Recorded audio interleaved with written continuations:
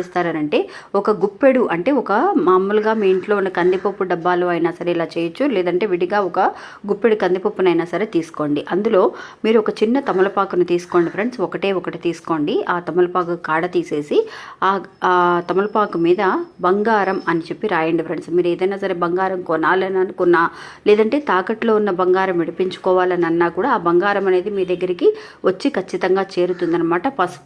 పసుపుతో రాసుకోండి తమలపాకు మీద బంగారం అని రాస్తే చాలు. అలా రాసిన ఆ తమలపాకుని మడిచి 4 మడతలుగా వేసి ఈ కందిపప్పులో పెట్టండి ఫ్రెండ్స్. నిజంగా తమలపాకుకు కానీ పసుపును ఉపయోగిస్తున్నాం, తమలపాకును ఉపయోగిస్తున్నాం. ఆ కుమారస్వామికి ఇష్టమైన కందిపప్పు ధాన్యంని ఉపయోగించి ఈ పరిహారం చేసిన వాళ్ళకి మంచి రిజల్ట్ కనిపిస్తుందండి. ఎన్నో రోజుల నుంచి విడిపించుకోలేని బంగారం అనేది నేను ఇలా పలానా టైంకి విడిపించుకున్నాను కానీ ఎంతోమంది మంచి మంచి కమెంట్స్ తెలియజేస్తున్నారండి. అందువల్ల మీకు ఈరోజు తెలియజేస్తున్నాను. మీరు